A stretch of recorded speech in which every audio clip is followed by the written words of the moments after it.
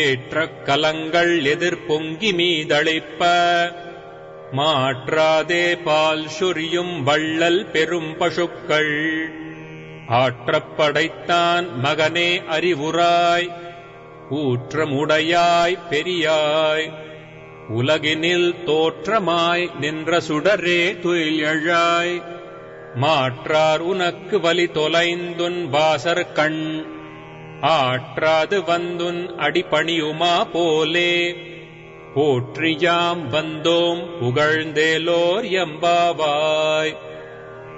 ஏட்ட கலங்கள் எதிரி பொங்கி மீதளிப்ப మాట్లాడే పాల్ సొరియం పల్లల్ పెరుం పశుక్కల్.